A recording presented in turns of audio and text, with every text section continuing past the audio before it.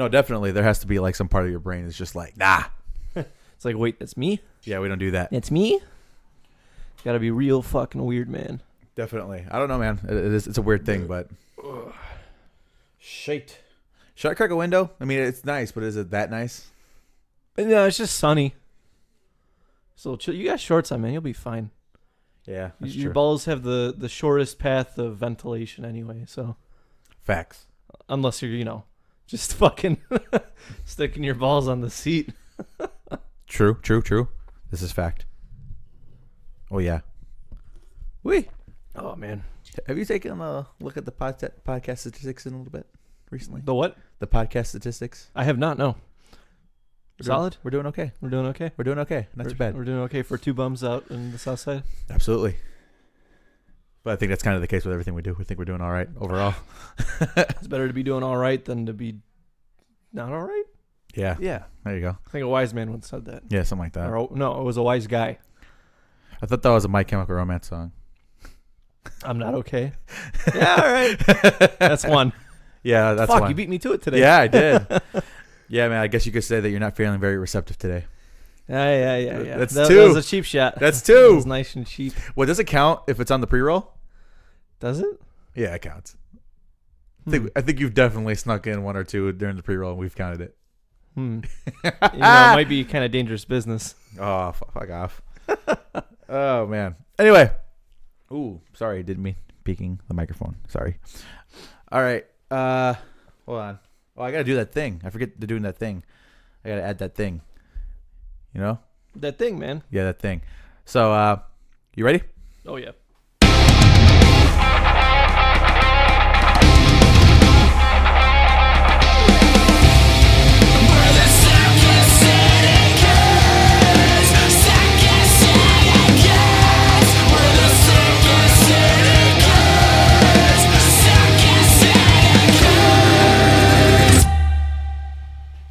What is going on, guys? Welcome to the Second City Kids podcast, episode number 109. 109, man. Big number.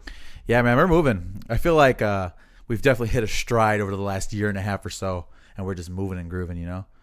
Yeah, I think so. Hitting it. There's like a rhythm to it almost. Absolutely. And now it's like, because like before it was like, I felt like when we would plan the podcast, it was almost like, oh man, we have to put like time aside. But now it's like, oh man, this is what we do on Sundays now. You know what I mean? It's like going to the gym, man. You go long enough and you're like, shit, I got to go to the gym today. Yeah. It's not like I got to make time for the gym. It's I have to. Yeah. It's part of your bodily functions. Yeah, it's just part of your whole deal, right? Yeah. All right, so I'm your host, Jacob, and with me today I have Gabe, as the usual, on a relatively nice day, springy-ish day on the south side of Chicago, Illinois. Yeah, man. It's nice out. The sun's out. It's definitely an improvement over the 16 degrees and everything's frozen over. Like, final circle of hell type of shit. Absolutely. So I'll take that. It was like 40 out yesterday, man. I wanted to start up the bike, but it just wouldn't. Yeah, it was like like the winter was going like a scorched earth kind of thing after a while, where it's just like yeah, definitely. Everything's just fucking desolate and empty. But yeah, so it's nice to have the sun out and a little bit of a break from the colder days, and it looks like they're coming to an end.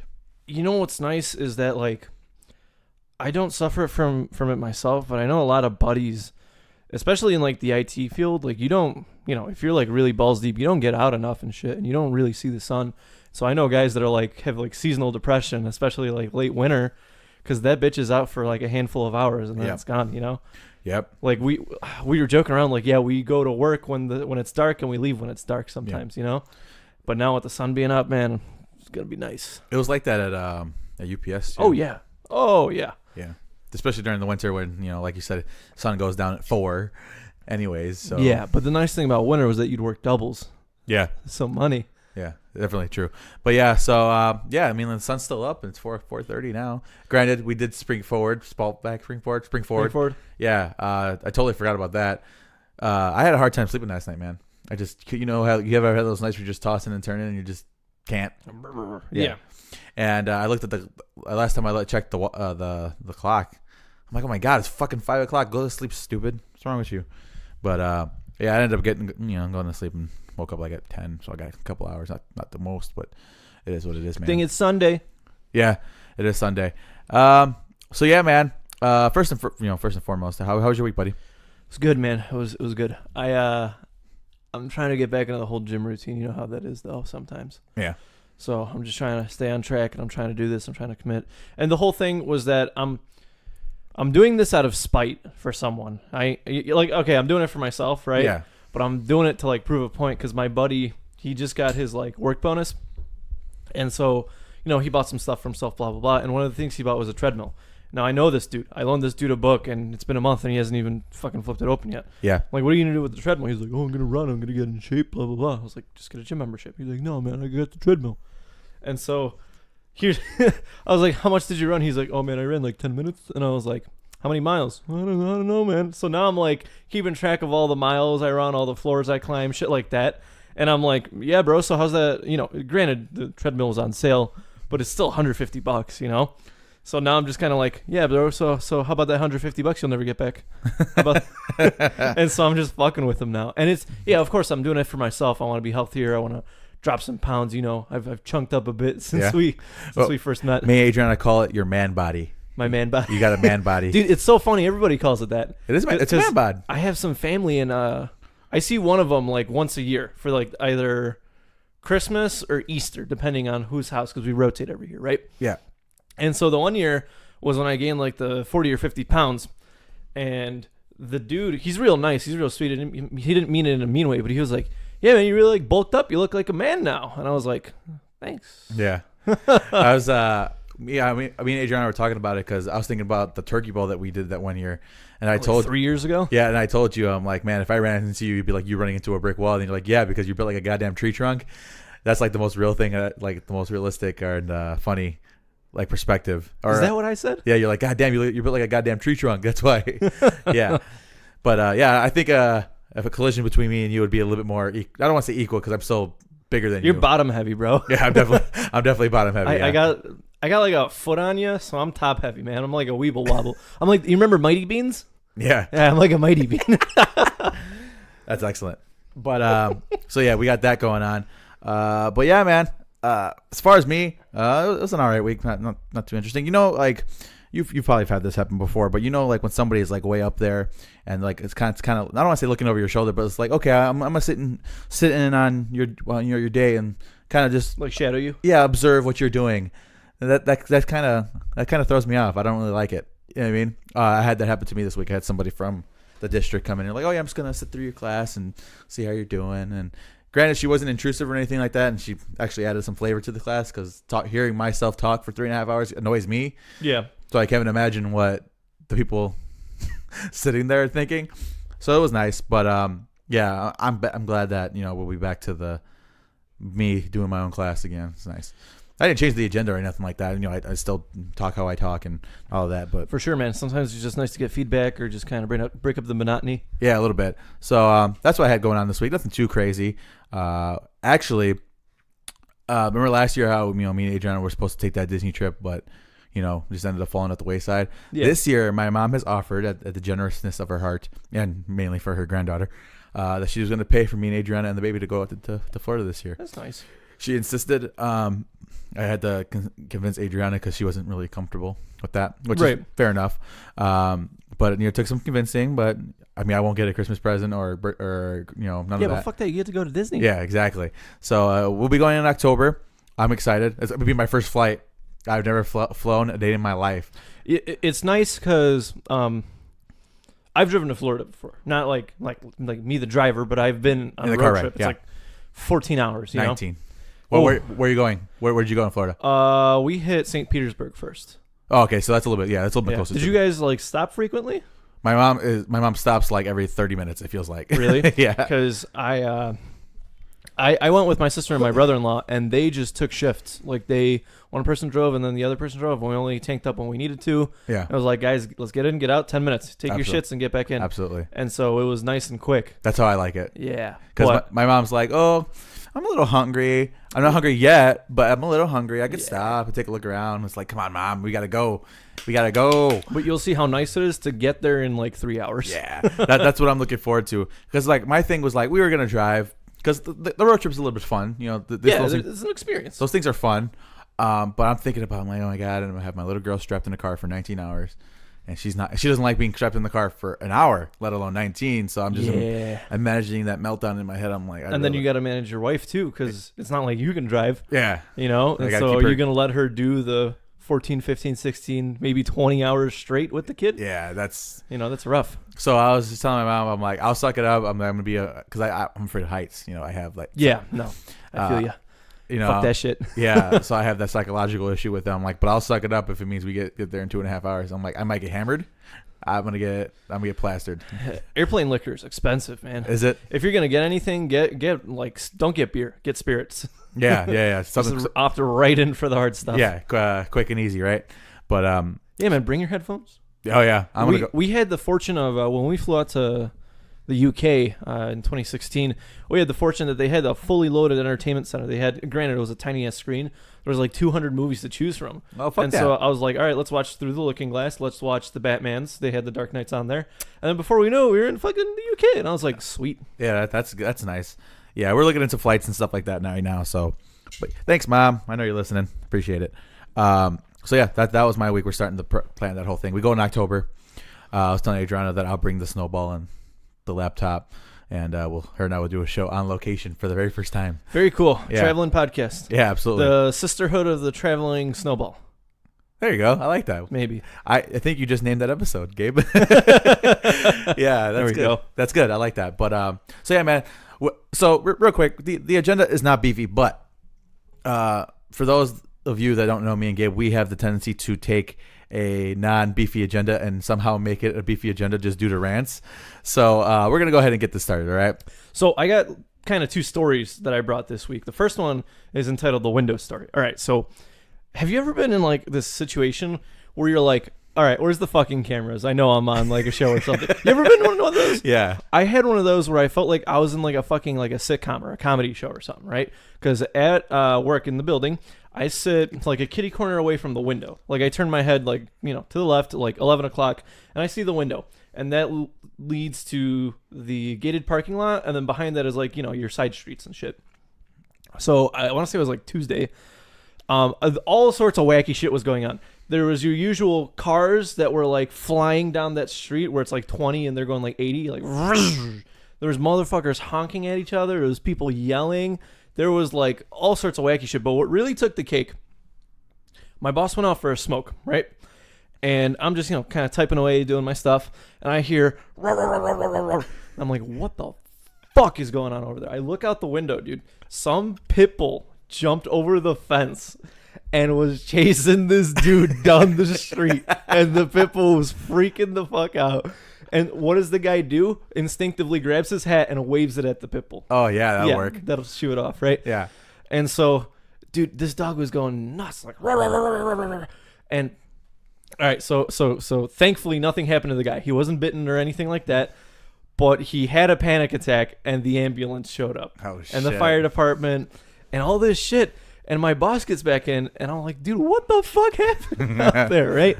And there was like 12 of these paramedics out there. And I'm like, Jesus Christ, man. And I was kind of like, there's no way anybody's going to believe me, when I tell them this story. Yeah. There's just a whole day worth of like believable nuisances building up to this thing. And I'm like, what the fuck? That's funny. I like that. I just thought it was goofy. I was like, all right, where are the cameras? Where's Ashton Kutcher? You just been punked. Absolutely. Oh, man. Oh, man. Did I ever tell you that story about Adriana's dog? No. Which one? In the old neighborhood. So this was like maybe a year and a half, 2 years into me and Adriana dating. She already had her short hair at this point, so probably about 2 years. So her family was out of town, right? And she had her friend sleeping over her house, because she didn't want to be alone. I was walking over. I was halfway there to her house, and then no. So yeah, I got there. They were making breakfast or whatever, and Adriana went to go let her big ass pit bull out, right? Yeah, she would have a big ass pit bull, right? Yeah, well, not her, but her father. But so she lets him out, and then I'm sitting at the table with Adriana's friend, and then I hear Adriana like screaming, freaking out. I'm like, oh God. So I look out the window, and there's no Adriana. The gate's open. I'm like, oh fuck. Dog got up. Yeah. So it's down the alley. So we're going. I peek my head out, and the dog's like freaking out at this fence. I think there's like a little dog underneath it barking, and this dog, I don't have a very strong attachment to this dog because it's a piece of shit. But like barking, and then Adriana's just kind of standing there stuck on stupid, right? Because it is what it is. I'm like, okay. I'm like, well, we got to get your dog away because this dog is like starting to chew through the fence, like starting to like gnaw. Damage property. Yeah, that's when it becomes a real issue. Yeah, so it's starting to gnaw through the fence, and it's like it's getting like wood chips in its gums and bleeding, and it's losing its mind at this point. I'm like, okay, we got to do something. So we chased it around the block. It scares like a shit ton of people because it's a fucking big, massive ass pit bull running around the block, scaring people. You have to keep in mind there's a bunch of Mexican ladies with a bunch of little kids, and they're all freaking out, right? So I'm like, okay. Luckily, we turned the corner on Adriana's block. I'm like, okay, it's almost over, right? The dog started to slow down a little bit. Looks like it started to relax, calm down. I'm like, okay, we're gonna get the dog, get in Adriana's backyard. That's it. No mas. Yeah, no, it'll be okay. Nothing too bad, nothing too crazy. The neighbor's next door dog, little like Maltese looking thing, runs to the fence and barks. And the dog just fucking snaps and fucking charges the fence, knocks down the fence. Oh my god! Knocks down the like fucking from the dog from Sandlot, like Hercules from Sandlot. Knocks down the fence and grabs the little dog and starts fucking freaking out. At this point, Adriana's crying, standing behind me, completely fucking useless, a blubbering mess. No, like I'm like, do something about your dog. I'm like, because this dog is gonna die if you don't do something about your dog. She's sitting there not doing anything. I'm like, all right. So at this point in my head, I decided, I'm like, all right, this is gonna happen. I'm going to hop over this fence. I'm going to tackle this dog. If this dog takes a run for me, there's a glass shard right there. I already eyed it. I'm going to stab this dog in the neck. I'm going to fucking kill this dog. Because there's no way that this dog is... Yeah, that. Yeah, there's no way. I don't give a fuck whose dog it is. This dog's going to die if it comes after me. All right? Hop over the fence. Grab her dog by its waist. Kick the little dog out of the pit bull's mouth. Fucking, I German suplex this fucking pit bull. Over the fence? No. Fortunately, the neighbors were out and grabbed their dog and ran inside. Like I said, they're in the neighbor's yard at this point. Yeah. They grabbed the dog, ran inside. I suplexed the dog, jump over the fence, close the fence behind me, and I'm kind of holding myself against it while the dog starts to calm down. Fortunately or unfortunately, the cops come, right? Okay. Because it attacked the dog. So they're like, well, we're going to have to write a report about this. You might get a visit from animal control, and, it is what it is. What happens was going to happen. No follow-up with that ever. They never came. But so essentially I saved this little dog's life. Yeah. In a moment of pure insanity. By German suplexing this pit bull. Yeah, straight up. And Adriana was completely useless, and she did nothing the whole entire time. And I'm still holding over her this very day. See, there's this like, I'm sure you're familiar with the fight or flight response. Yeah. And I feel like we've been in enough stressful situations. Like when you get into the pit, you're like, okay, I can either stay on the edge and put elbows up, or I could get balls deep in there and fuck some people up, And it's just like, it's this mentality that like, we need to do something. Like crying about it's not going to resolve the issue. Yeah. And I feel like we're very like on the same page about that stuff. Around or through. Cry later. That's my mentality about any objective, any obstacle that comes up in my life is around or through. Either I'm going to go around it or I'm going to go through it. And that's my life. So, yeah. So like I said, the dog's still alive to this day. I every time I see it, I get this. You just shake your head at it. Yeah. I just get this look in my eye. I'm just like, I don't trust you as far as I can fucking throw you, which apparently isn't that far because I tried. The dog landed on its head. Like I said, we were able to take care of it. The dog, fortunately, was okay. The neighbor's dog. He got like flesh wound, but he was all right. It's better than being dead. Yeah, definitely. And the asshole still has the fucking balls to bark at me even I saved his life. Anyway, that was my pit bull story. I know. Again, I can, it is what it is. It's a good story. It's one of my favorite stories with Adriana because it just shows our mentalities. Because like you said, crying doesn't do nothing about fixing the situation. Cry later. Yeah. Do something now. Yeah. And Adriana just would rather sit there and cry hysterically and then accomplish something. Yeah, she's going to get eaten by the pit bull next time. Exactly. So that was my pit bull story. Very cool, man. Very cool. I know you got, I'm sorry. I know you got another story. No, man, no worries. So if you've ever driven through like the northeastern part of Illinois, Crazy Kaplan. No, I don't know Crazy Kaplan. Crazy Kaplan, buy one firework, get 7 free. Oh, okay. Whoa! I get what you're talking about, yeah. So apparently... Oh, yeah. Crazy Kaplan's fireworks, yeah, man. Yeah. In Munster. So a couple of my coworkers are mutual friends with people that know the Kaplan. Okay. And so they were telling me that, yeah, crazy is the best word to describe this dude. He is literally like off the fucking hinges type of shit.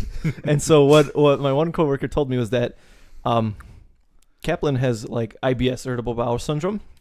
And so he'll get hit with the urge to shit out of nowhere.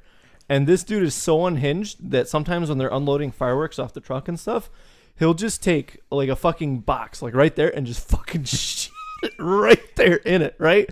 But hang on, it doesn't stop there, right? And so he tells me that this dude smokes his cigar in the storage room, right?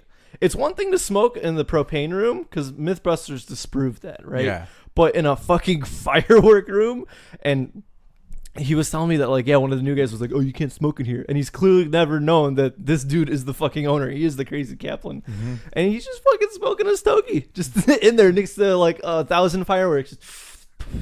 Not a care in the fucking world, man.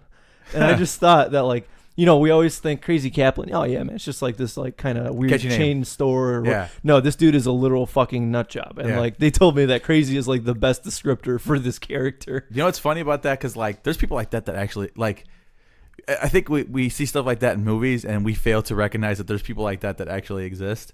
You know what, though? I wouldn't put it past anyone or anything anymore. Like, I wouldn't doubt it, because you ever scroll through, like, Facebook? Like, obviously I don't, because I don't have a Facebook anymore, and this is one of the main reasons I got rid of it. But you ever scroll through and you're like, wow, I can't believe you just fucking posted that. Mm-hmm. You know, like, wow, you know, you're 35 acting like you're 12. You know? Just all the, like, the dumb, cringy, stupid shit that everybody posts on the internet now. It's like all these, it's a consolidation of morons, idiots, and dumbasses. And now they're on your timeline. It really is, man. So as opposed to just avoiding them at the party, which is what you normally do, now you just have the constant bombardment of their nonsense. Yeah, because they can, and I'm not going to dive into this whole other separate rant, but no, you can hide behind a screen. Yeah. And you could post whatever you want. Yeah. Because when somebody calls you out on it or whatever, you're like, oh, fuck you, you don't know me. But when you're in person and somebody calls you out, totally different experience. Yeah. You know, there's those keyboard warriors and there's people behind the screen, behind the mask, and there's just, dude, like, it's ridiculous. It is ridiculous. I stay far the fuck away from that shit. Interesting. Yeah. You know me, man. I keep a relatively low profile. Yeah, definitely. But, dude. Yeah, Gabe, because I'm going to be working on an intro for the pod. Or an outro, rather, for the pod. And Gabe's like, yeah, I know I used to, like, share my Snapchat, but can you just, like, not include that? No, man, fuck that. He's like, you just not? I'm like, yeah, dude, that's fine. I'm like, I figured since you stopped sharing it that you didn't want it shared, so. Yeah, dude, but. Yeah. Like, all right, next time you're scrolling through like, Facebook especially, just take a note. Just count on your one hand, and then your other hand, and then your toes, because you're going to need all of them. Just how much dumb shit is out there. Yeah, no, that's plenty. Do you remember those like gangster drawings of like SpongeBob and Pet, like all these like gangster cartoons? You remember that? Yeah. Yeah, that shit was fucking cringy. Definitely. Motherfuckers really out here looking like Danny Worsnup in 2012 type of shit. So what else was I say? So speaking of Facebook, so I think I'm pretty funny, right? So I posted me and Adrian watched Back to the Future yesterday, right? Mm-hmm. And this is the scene where Marty's trying out for the dance or whatever, the band thing, the band tryout thing. And I'm like, man, I can't believe Huey Lewis got into this movie, right? Adrian's like, yeah, why is he even in there? I'm like, the power of love. Back in time, like, he literally does all the jams for this fucking movie. And I'm like, I just look at her, I'm like, what? How do we get married? How do we get this far? Yeah, I'm like, what the fuck? Right over her head. I'm like, how did you miss that? And she likes Huey Lewis in the news. Who doesn't like Huey Lewis in the news? I'm just so confused by that. I don't know, maybe Christian Bale. Oh, yeah, probably. He liked it enough to murder somebody to him. But anyway, I just thought that was funny. Like I said, we've been busting out some good stuff on Facebook recently, so I'm pretty funny. Yeah, man, that's interesting. What is this, like the umpteenth time you guys watched these movies together? Yeah. She now brings it up? Yeah, it's so weird. Yeah, I just think it's funny. Yeah, man, it's kind of like, well, why is George Lucas in Star Wars? Well, let's see. I can think of a handful of reasons. Yeah, absolutely. So speaking of which, I mean, this is kind of a sidebar, and we don't really have a place to fit it in the podcast quite yet, anyways. But apparently, Disney announced when they're going to open up that Galaxy's Edge at Disney World. It's this year, right? It's supposed to be 2019. It's going to be in August. They're opening it up in August. It's going to be should be crowded and desolate is the complete opposite word. Should be crowded and sweaty and ugly. Yeah. So sharpen your elbows. Yeah, we're going to, like I said, we're going in October, so I'm hoping that some of that immediate what's the word I'm looking for? Mania buzz will kind of go away, I'm hoping. But I told Adriana, I'm like, just so you know, I'm like, if I go in, because I don't really know I need to go on the rides this time. The rides are going to be the next time we go through, right? Yeah. I'm like, I'm more worried about the ambiance. That's what I'm really going to be judging. And I'm like, just so you know, there's a good opportunity that if I see the Millennium Falcon kind of sitting there and you can go into it, I might not just leave. Like, you might not be able to get me out of there. You might have to I might just live under the floorboards like Han, Chewie, and Luke. Exactly. So yeah, I'm more. It should be fun. So is it completed? Do you know? Because I think it's completed. Okay, it'll be completed. Yeah. Now, like I said, not to say that they're not going to add stuff, but I think kind of their initial the core is done. Will be done. Yeah. So that's exciting. The upside of that is. I don't mean to make this about the Disney trip necessarily, but the upside of that being open is that it's going to clear out some of the crowd from Toy Story Land. So I'm kind of amped about that. It's going to clear out good chunks of the crowd from every little park. Yeah, probably. So I'm pretty pumped about that. Yeah, man, should be fun. Get yourself a build a lightsaber. Yeah. Maddie got me one when she went last time or 2 times ago. Now we're thinking. Yeah. They're not that expensive. Yeah. Speaking of which, you know, Elisana's terrified of that little lightsaber that I have, my lightsaber. Because it turns on. Oh, because it makes the bzzz. Yeah, she's hilarious. She is terrified of it. She does not like it. Oh man, she's gonna be in for a shell shock when she meets Vader. Right. We have objectives, but anyway, like I said, I don't want to make this all about the Disney trip, especially since we have a little bit of an agenda and we're already almost 30 minutes in. Very cool. So let's start off with something you're kind of a little late to the party to. Yeah. Let's start with the masterpiece that was the mid 90s. Yeah. Jonah Hill's debut directorial. All right, just so you know, I bought this at Best Buy last week. I forgot to mention to you. Okay, so you doubled down. Yeah, I bought it, and I'm like, at the very least, I'm like, Gabe will buy it for me if I don't like it, right? I figured I could give it to him like $5 or something like that, right? That's what I figured. Okay. That's what I figured. So I'm like, all right, let's knock this out because we bought a whole bunch of stuff. Well, hang on. Before you get any further, did you forget about the whole 30-day return policy? Well, yeah, you're right about that, but I figured whatever. Anyways. Okay. Stupid. So we actually we bought a bunch of stuff. I brought War for Planet of the Apes, which is like $11 Blu-ray. The whole box set? No, just the steel box for the last movie that came out. Very cool. And I fucking love that. Man, those steel boxes are so cool. Yeah, they're very good looking. And then now they have the pop art boxes too. You seen those? Yeah. Fuck, man. And it's funny because Best Buy's killing it with that. Yeah, it's so weird because it's Best Buy. You would think that they would put the most minimal amount of effort for these things, throw it on the shelf, and have that be it. They have a couple of collections, man. Because I'd say the steel box one is the biggest because you probably have the most selection. The pop art one's coming up, and then they have a couple spin-off series too of those two. Yeah. So it's like alternate arts, like comic book art. Yeah. All sorts of interesting stuff. Their own versions of the shit. Yeah, man. Kind of cool. So yeah, I'll show you after the show. But yeah, it's really cool looking. But I'm like, all right. I'm like, let's watch this movie because, like I said, it was something that we both kind of had interested in. I was more interested in her, right? So we sat there and we watched it. Keep in mind, this is a relatively short film. It's not super long. Maybe like an hour 40. Nah, I think it was less than that, like an hour 20 probably. Maybe. Yeah, somewhere in the ballpark. So this kicks off. It's an interesting enough opening. I did not know that Trent Reznor and Atticus Ross did the score for it. Did not know that. Those are like my two favorite scoring musicians. Producers, directors, or whatever. Absolutely. So got into that, watched it, and Adriana said about maybe like 15 minutes, and she's like, "You're gonna like this movie." I'm like, "Why?" She's like, "It's just one of those movies that you'll like because I like kind of period pieces and like kind of based on the capturing the time frame and encapsulating the feel." Yeah, of that era and like the adolescence side of it, you know what I mean? Like that's why I like Dazed and Confused because I think it did a good job of. I mean, granted, I wasn't around, but I think a decent job of capturing what the '70s was like for teenagers in the middle of nowhere, Texas, right? And I think this did. I think you could say the same for Texas Chainsaw Massacre, but well, yeah, I guess. But this I think did a good job of younger, early teenagers, mid '90s California skater crew, and. Yeah, man, it's funny because I was telling her, I'm like, there's some things in the movie that I'm just like, I relate to that 150%. Oh yeah, oh man, it was ridiculous. Yeah, just like some of the having the interactions with the friends kind of like just fuck shit and what was his name? Ray. Ray. And yeah, some of those guys, man, it was like so genuine. Yeah, and it's like I said, I mean, most of these guys were unknowns. I know Ray was I think he's like a producer too, or like a musician, but these guys are relatively unknown actors, and they all did a really good job. It was seamless. Like, you couldn't tell that they were acting. Well, because the point Maddie brought up after we saw the movie, she said that they did a really good job casting.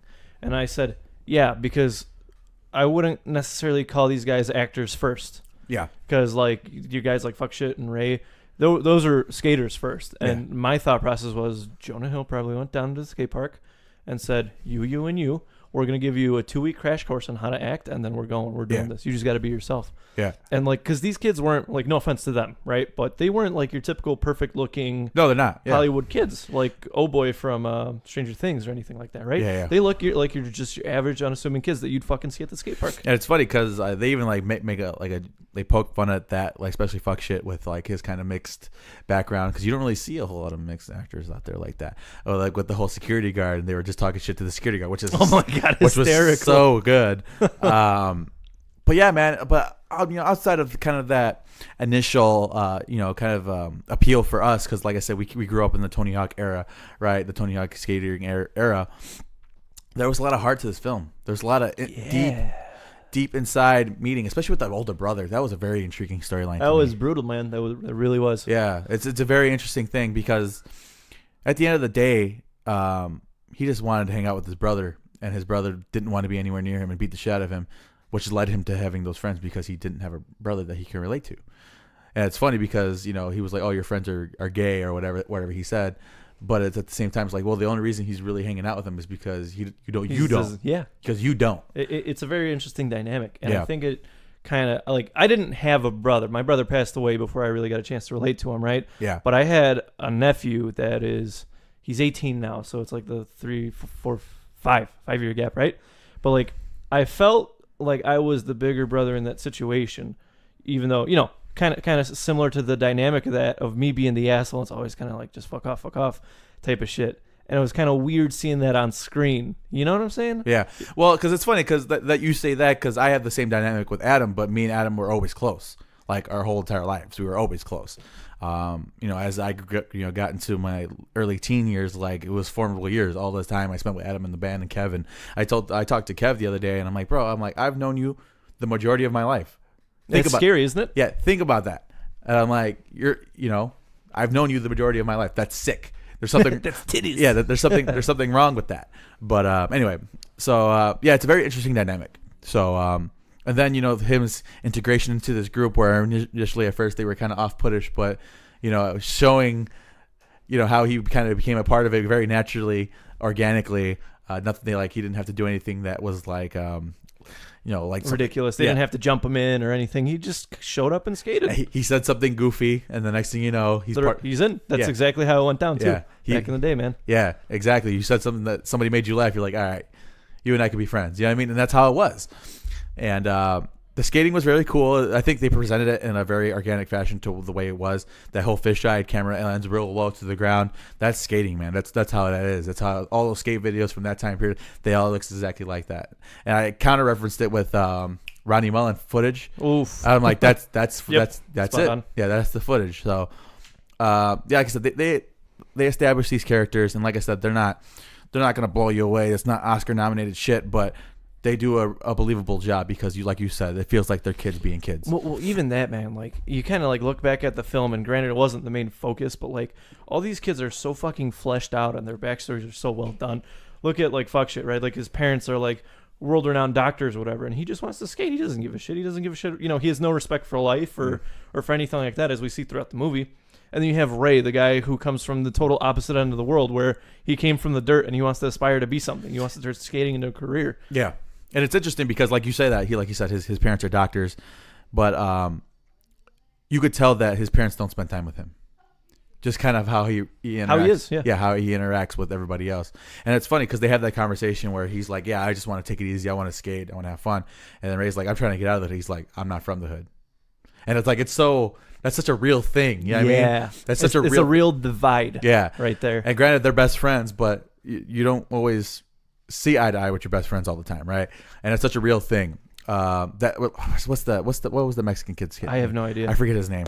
But his background too, man. When they dropped him off in like the fucking shitty little apartment motel thing. Yeah. Oof. And then he just took off and went the opposite direction, almost because like he was embarrassed, or he didn't want them to really see what he was going through, or he just didn't want to be home.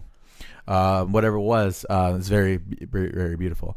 Now, like I said, the kid's story was very interesting. It was a wild ride. Honest to God. And like you said, it kind of shows this kid, kind of innocent enough, has the Ren and Stimpy T-shirts, eventually turning into this kind of I don't want to say skater thug, but almost.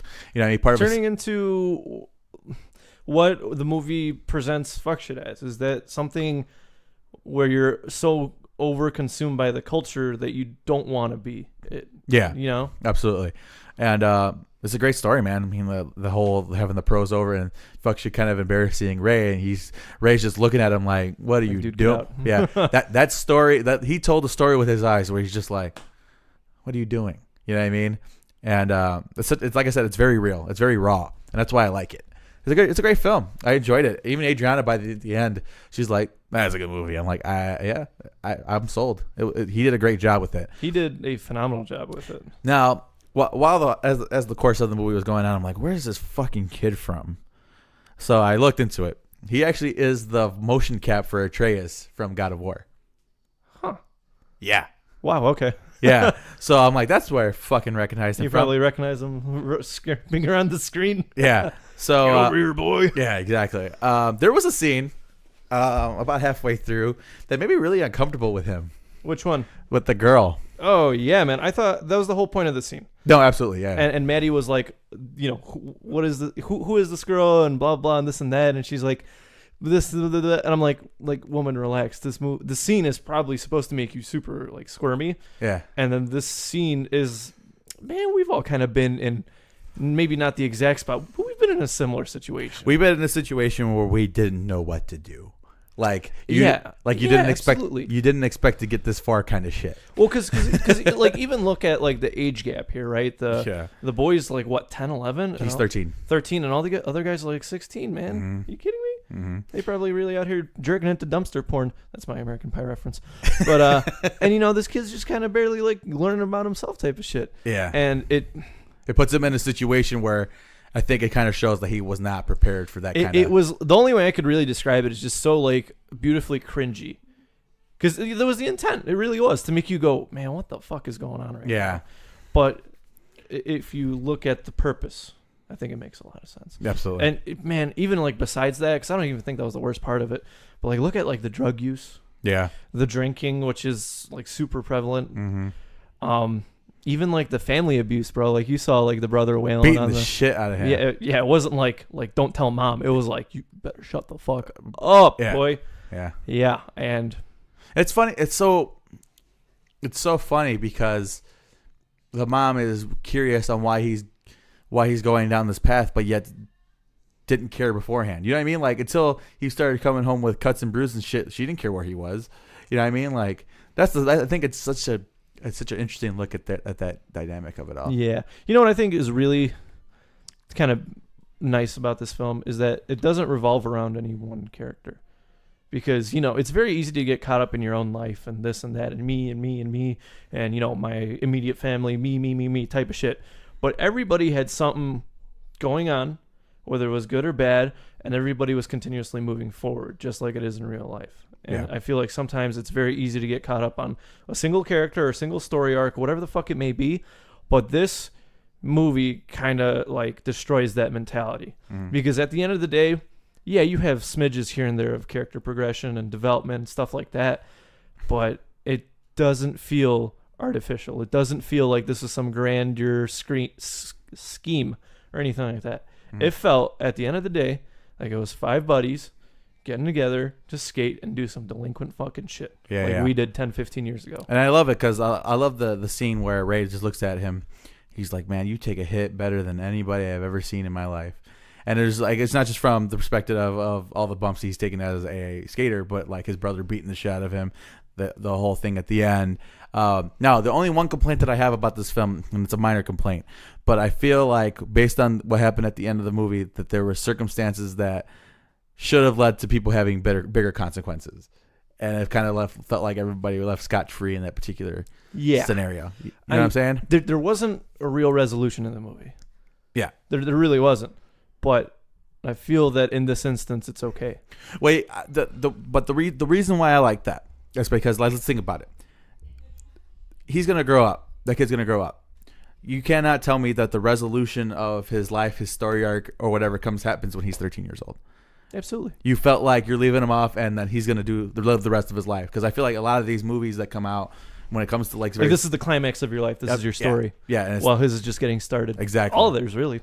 Yeah. So that's what I liked about it, because it's like, well, tomorrow he's gonna wake up and he's gonna keep hanging out with his friends. From like a audience perspective, it's just a smidge frustrating. Yeah. But if you really look at this from like an art, like this isn't a movie, this is a time capsule, this is a work of art, I think it's a lot more forgivable in that instance. Uh-huh. Because like I said, there's no clear-cut direction this movie takes. It's just kind of rolling along like a skateboard. Yeah. You know? Absolutely. That's the beauty of it. So what's your final rating, man? I know we kind of chatted about this. So, Gabe, you and I have never decided on like an official rating system for this fucking podcast. Can we come up with one that we can have that we would be uniform all the way across? Yeah. I like how we decided this 100 episodes in, but keep on. I like the idea of like the grading system, like F to A, F being like burn every single copy you come across in the Walmart bin. Yeah. And like A being like, you should definitely watch this. Yeah. And of course, you could add the modifiers, the A+, A- type of shit. Okay, so we do. So you want to do that for movies? I think that's a fair scale. Yeah, we could do that. This is a shit. See, it's rough, man. And keep in mind, I mentioned that this movie would be super relevant to our generation, the millennials, and like give or take 5 years from where kind of we were born in that area. I think it's a good movie regardless of that, but I think it'll be most relevant and most effective. It'll have the most impact on like our age group. Yeah. Like anybody that grew up going to Zoomies more than twice a week or going to Journeys or man, you remember that shit? I do. All right. Yeah. So I'm gonna give this an A-.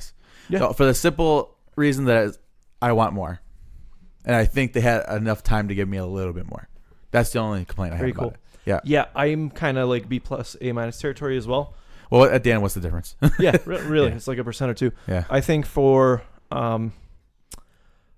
what this movie was, and I think for what Jonah Hill very carefully constructed and crafted and brought to the screen, I don't think you could get any better than this. No, not for a first time out. Absolutely not. No, not even first time out. Name me a better skate movie where that's like the primary focus. Well, Lords of Dogtown. That's a documentary though, right? No, the Dogtown and the Z-Boys is the documentary. Lords of Dogtown was the dramatic. Yeah. That's like it though. That's like the only thing that I could think of as far as being a better skate movie. I can think of a couple that come close. Like what? Like 88 Acres of Anarchy, the Skatopia documentary. Mm-hmm. But that's a documentary too, though. It's kind of hard. Yeah, it's hard to compare drama and documentary in that sense. But I'm saying you get a little bit of everything here. You get growing up in the scene. You get the real life repercussions almost, and then you get it all wrapped up in a nice, neat package. Mm-hmm. And personally, I don't think you can get any more real than this. Yeah.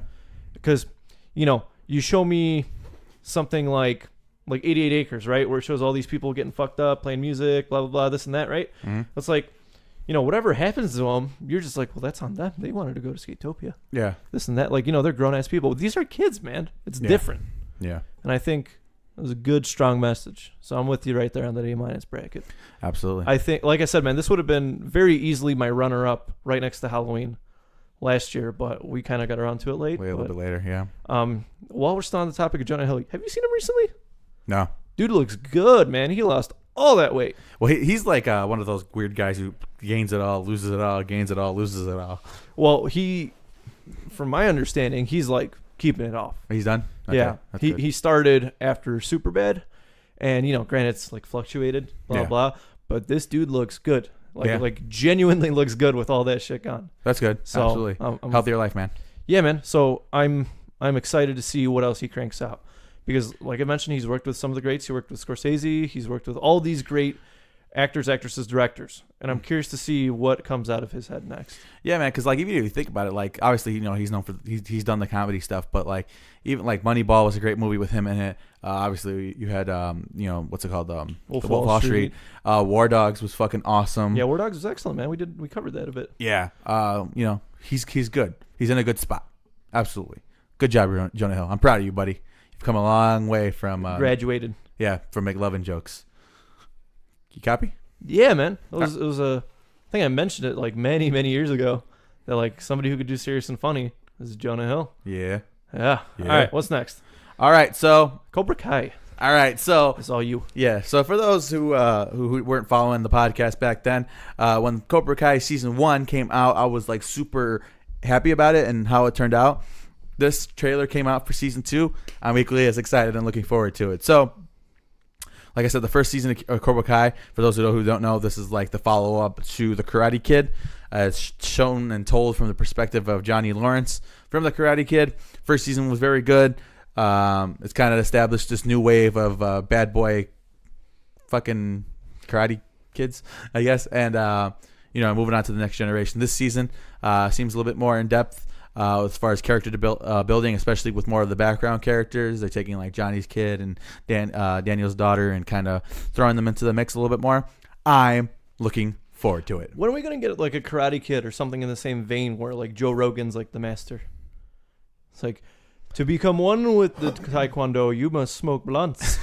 I don't know, man. I just think it'd be interesting. Yeah, so... Or like he takes someone like some Fear Factor, like trial shit. It's like, yeah, man, you want to train? Stop You got to jump off this train into this pool of spiders. I love him leaning into the whole Fear Factor thing.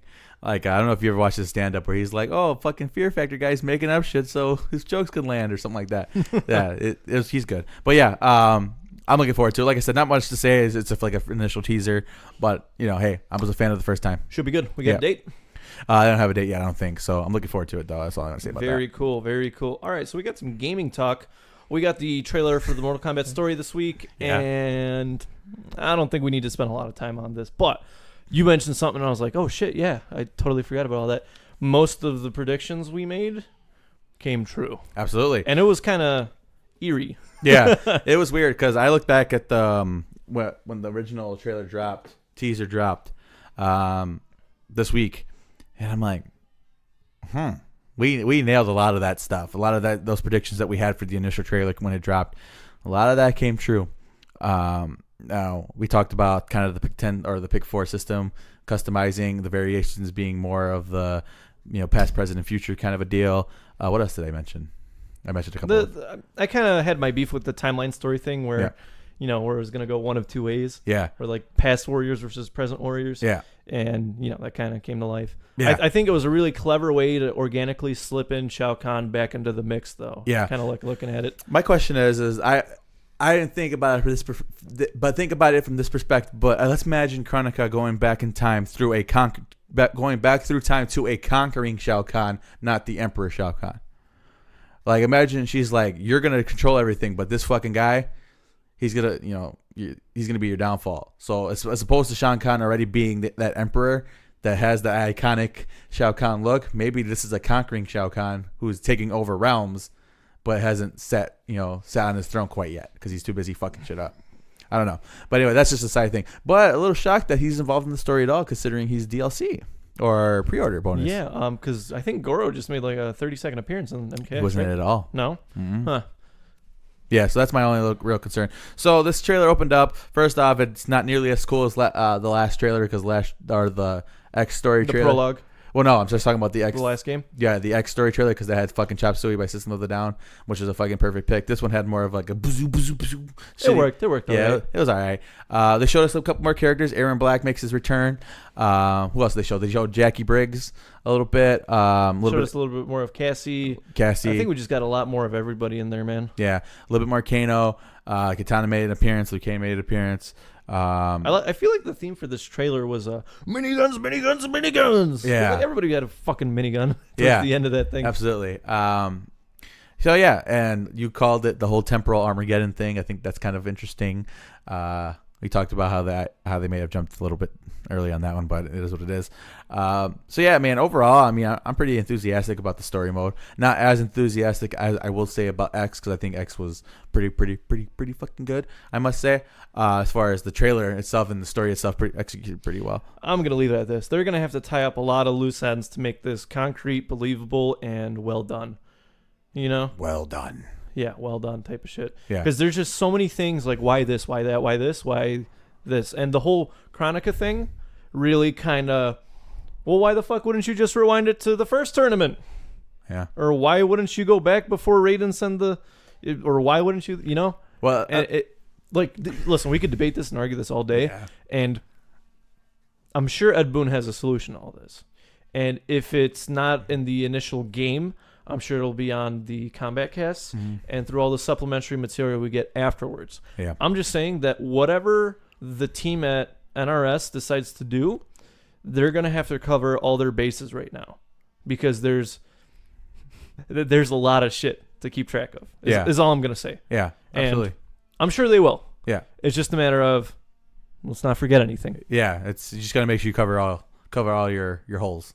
You know what I mean? Yeah. Because like I said, man, with this whole time travel thing, it's like, well, why wouldn't you go back further? Well, or why wouldn't you do this? Or why wouldn't you just go to Raiden's birth and kill him there and not worry about it and then split the timelines again? Was Raiden born? Maybe created. Yeah. Dude, I'm just saying that there's a lot of like what ifs to factor in here. Yeah. Is all I'm going to leave it at. I guess we'll have to wait and see. But yeah, like I said, I'm intrigued. Yeah, of course it is. It's Mortal Kombat. Of course I'm Cool intrigued. beans. Let's talk some Battle for the Grid, man. So you sent me gameplay of this. I think it looks good. Yeah. I think it looks very interesting. But you mentioned something that we don't see a lot of, or nearly not enough of these days. Mm-hmm. Absolutely. So this is a self-admitted budget game created by these guys, this team, who decided that they were going to make a Power Rangers fighting game. And granted, we had some of those in the 90s and the NES and all that, but these guys have took it upon themselves to do a 3v3 tag fighting game, right? Now obviously the market's kind of been bursted open with Marvel vs. Capcom kind of falling at the wayside and Dragon Ball Z doing a good job. Now this, initially, I told you that I wasn't super hyped about this because it looked kind of like a mobile game visually, right? But with that being said, they have revealed that this is a budget game. You're going to be able to purchase this game for $20, right? So a lot of that stuff is forgiven. Now, what I think is tremendously interesting from these guys, all right, is that sure, it may not be the best looking game, but the mechanics built in are incredibly deep. It looks like shallow water, but when you put your toe in, you're like, and then you're ankle deep, and then you're knee deep before you know it. Yeah, I am surprisingly shocked about how much they've put into this. And granted, I don't agree with you on the whole, it looks like a mobile game. I don't think it looks that bad. Mm-hmm. Granted, it's not as detailed as something like Mortal Kombat. Yeah. Or, I don't want to say Tekken, that kind of has its own spin, but like the Dead or Alive series, it's not as polished graphically as that. Mm-hmm. But it does have its own kind of sleekness to it. Like I said, I don't think it looks like a mobile game. But looking at this is a passion project for $20. I told you when the first thing I said, I was like, $20 isn't a commitment. Yeah. Especially in a time now where everything is $60 for the base and then $30 per year to keep, up to pace. Yeah. And dude, I might just scoop it up for $20. Are you kidding me? Listen, I wasn't the biggest Power Ranger fan, but I went back and I reread a lot of the lore, and this shit is surprisingly very interesting and very kind of fleshed out for what is essentially a kids action show in the 90s. Absolutely. $20 isn't a commitment, man. And especially for a fighter, like we need to kind of branch out, man. Yeah. I love Mortal Kombat, but sometimes you gotta switch it up. Definitely. Now, like I said, I told you before that it's not my kind of fighter, right? I'm looking at it. I don't know, but I think given the state, circumstances, the state of these guys' mentality, maybe I will drop it. Let's see what happens. I think there's a lot of things we wouldn't do on first impression or like just by looking at it, but there's definitely its own charm and its own experience by actually physically doing it. You know what I'm Yeah. saying? Like maybe it might not come off as, oh, I'm not dropping 200 hours into this, but shit, dude, if you get 20 hours out of it, that's $1 per hour. That's still cheaper than a movie. That's the way you got to look at it. Definitely.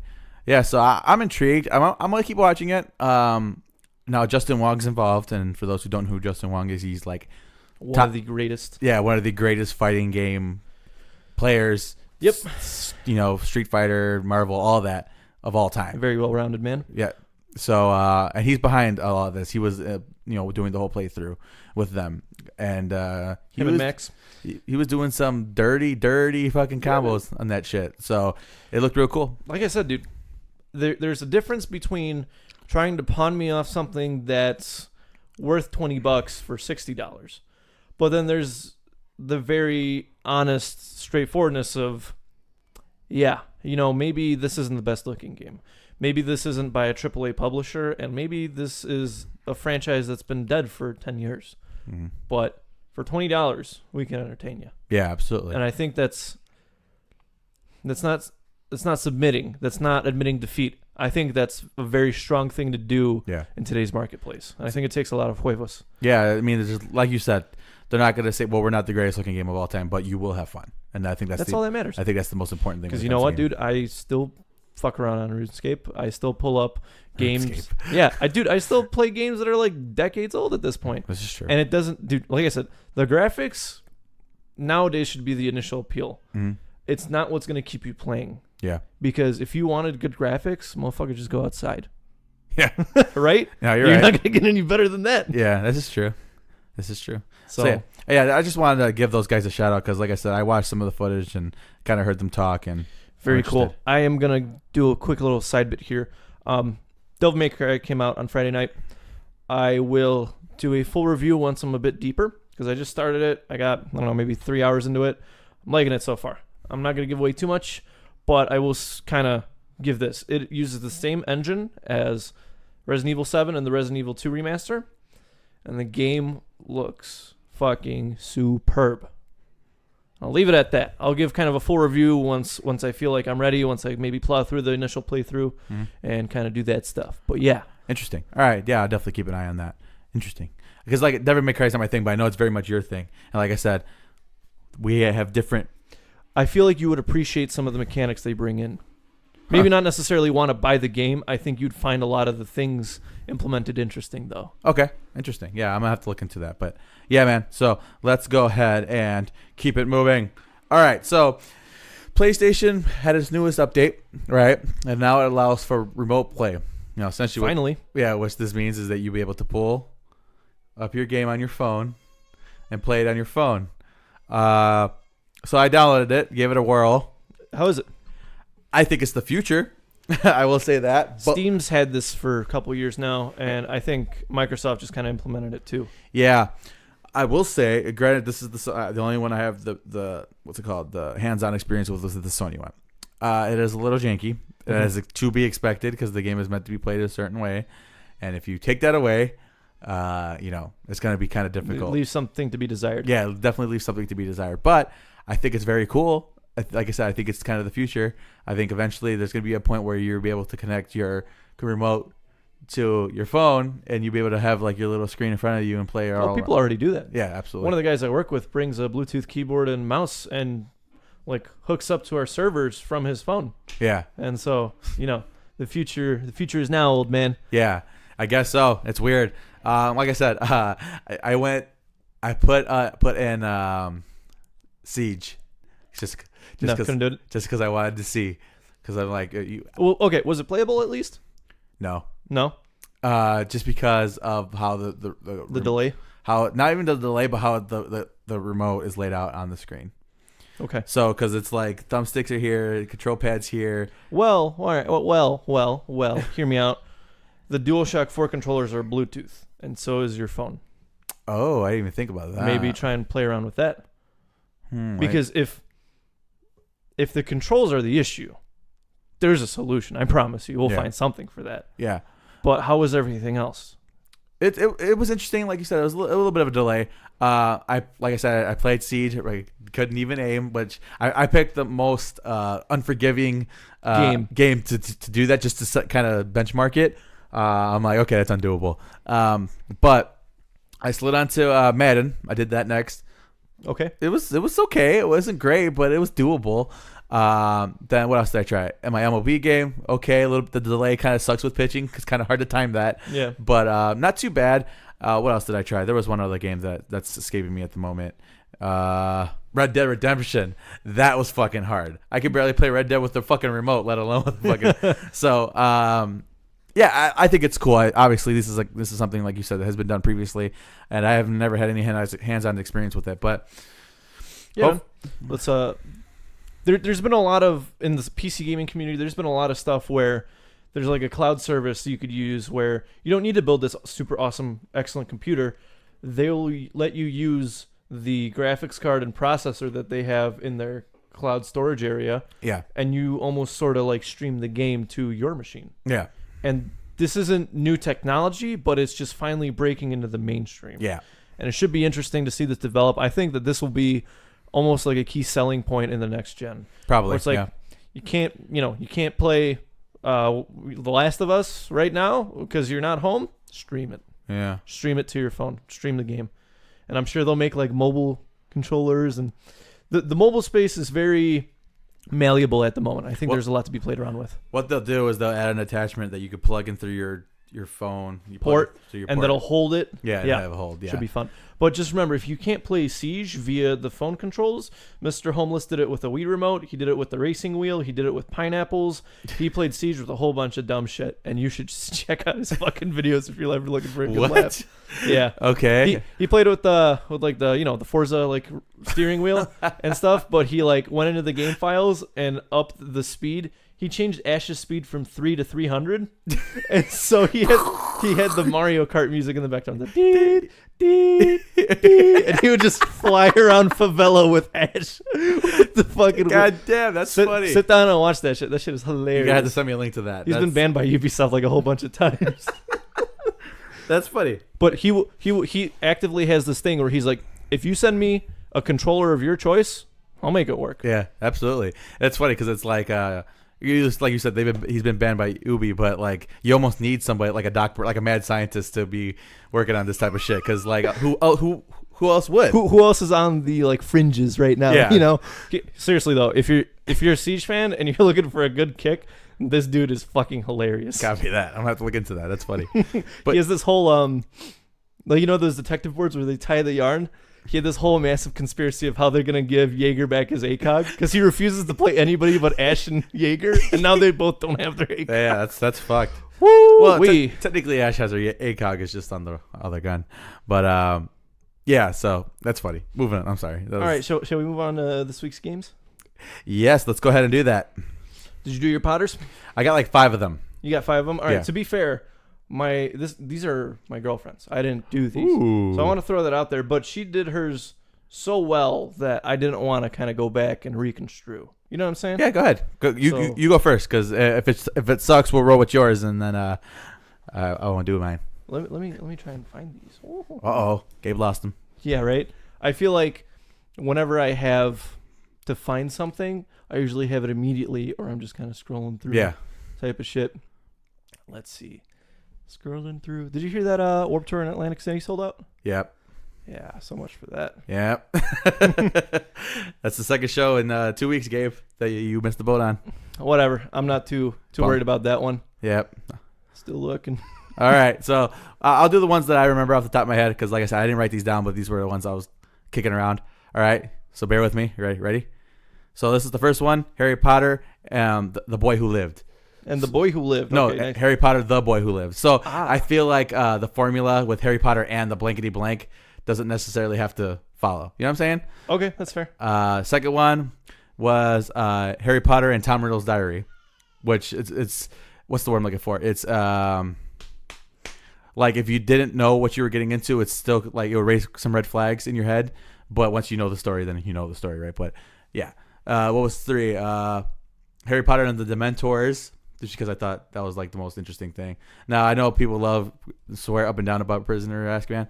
To me personally, I mean, I didn't read the book. I'm not gonna lie. The movie is not my favorite. It's probably my least favorite. I think if you examine it from a directorial point of view, you'll find more to be uncovered. Yeah. If we ever watch it together, I'm gonna be super annoying because I love like fucking cross-examining that film and shit. No, it's good. It's great. I do that. Me and Adrian do that too. But so the fourth one was Harry Potter and the Triwizard Tournament. That was a fucking layup. You know what I mean? Triwizard Cup Tournament. Is it the tournament? I thought it was the Triwizard Cup. No. That's the prize at the end was the it makes sense. Yeah. 5, which this is Order of the Phoenix, right? Yeah. To me, Order of the Phoenix is probably the most perfectly named. Like you can't get better than that, right? You're not gonna get better than Order of the Phoenix, but it would probably be Harry Potter and Dumbledore's Army, right? Would probably be the second thing that you would name it. And after that, that's when I started to get a little shady, little wonky on the names. Like, Gabe has lost them. They're gone, dude. They're gone to the ether. In the fucking abyss, bro. They're in the ether. They are in the ether type of shit. Yeah. Oh man. Oh man, he's gonna be mad at you. Yeah, right. Hey, let me give this one more scroll through because I'm kind of upset. These are really quality ones too. Oh, so she has some real good ones on. That's good. I thought they were quality. I've never had this before, Gabe. What? This Arizona red apple green tea with ginseng. How is it? It's fucking delicious, bro. Yeah. Now, historically, the green tea Arizona is my favorite. This one, I always like the mucho mango. I always had a soft spot for that. I mean, I like the mucho mango, but it's not tea. It's really just juice. It's juice, yeah. It's not tea per se. I like it. I drink it, but I'm starting to think that this might be my new favorite one. I'm an Arizona snob. I'm not gonna lie. I'm a tea snob. Grow up with that shit being $1. Yep. And super available. You know, it's it's free real estate. Really. I used to get these delivered to my house. Really? Yeah, like the cranberry one. You don't know nothing about the cranberry one. Have you seen the cranberry one? I don't think I've ever seen it. Oh my god, it's so good. I used to have that one delivered to my house along with the tropical fruit one. Copy that. All right, sir. I got some bad news. It's gone. It is in the ether, my man. All right. Well, wait, hang on. There's maybe one more spot that they might be. Oh no. Maybe one last spot. Gabe's got to scroll through all his porn. It's a lot of porn in there.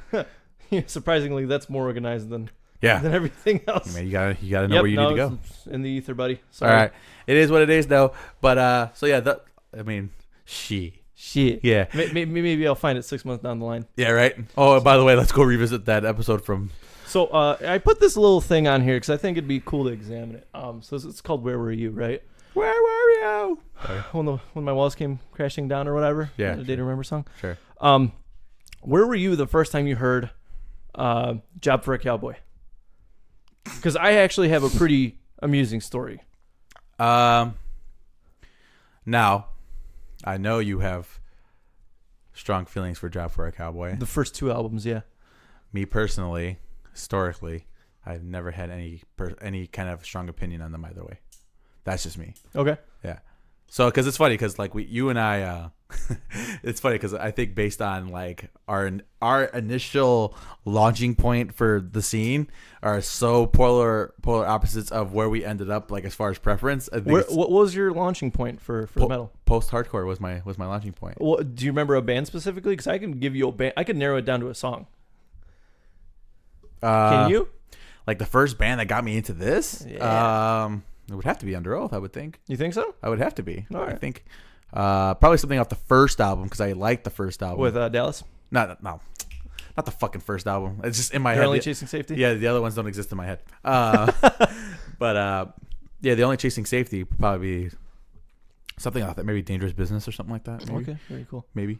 Yeah. But as far as Job for a Cowboy, and it's funny because, like I said, it's so polar opposite because you're more towards the weird stuff now, and I'm more. What do you towards mean the weird stuff? like the Dance Gavin Dance of the world and stuff like that. I enjoy Dance Gavin Dance. Yeah, you had very high praise, but I'm more about like the fucking sludgy ass hardcore. So why are you not into Job for a Cowboy? At least that early shit. Well, like I said, it's just you got to go back and re-listen to Doom, my man's. Doom. Yeah. Well, because 9 songs. Well, now I know why you brought that. Because like I said, I saw you. We'll talk about that next, but I don't know. Sorry, keep going. This is your.